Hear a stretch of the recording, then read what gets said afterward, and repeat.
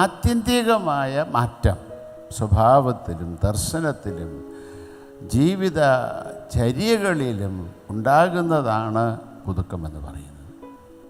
ഒരുപക്ഷെ നമ്മൾ പറയും യേശുവിനെ ഞാൻ രക്ഷിതാവായി സ്വീകരിച്ചിട്ടുണ്ടെന്ന്. എന്നാൽ ക്രിസ്തുയേശുവിൽ സാധ്യമായ പുതുക്കം യഥാർത്ഥത്തിൽ നമ്മുടെ ജീവിതത്തിൽ സംഭവിച്ചിട്ടുണ്ടോ എന്നുള്ളത് വിലയിരുത്തേണ്ട ആവശ്യമുണ്ട്. അത് ഈ നാടിൻ്റെ ഈ കാലഘട്ടത്തിൻ്റെ ആവശ്യമാണ്. പലപ്പോഴും നമ്മളൊരു സൂപ്പർഫിഷ്യൽ ആത്മീയതക്കാരായി തീർന്നിട്ടുണ്ടോ എന്ന് എനിക്ക് സംശയം തോന്നിയിട്ടുണ്ട്. അങ്ങനെയല്ല, അതിലപ്പുറമായി ആഴത്തിൽ വേരൂന്നിയ കർത്താവിൽ വസിക്കുന്ന കർത്താവിൻ്റെ മക്കളായി തീരുവാൻ നമുക്ക് സാധിക്കണം.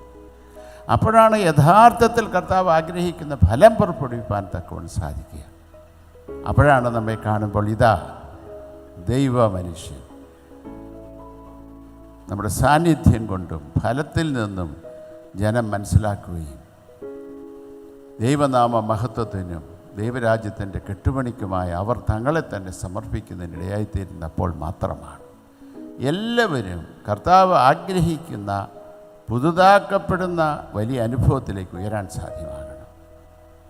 ആ വലിയ അനുഭവത്തിലേക്ക് കർത്താവിൻ്റെ ഹൃദയമറിഞ്ഞുകൊണ്ട് വളർന്നു വരുവാൻ തക്കൊണ്ടിടയാകണം.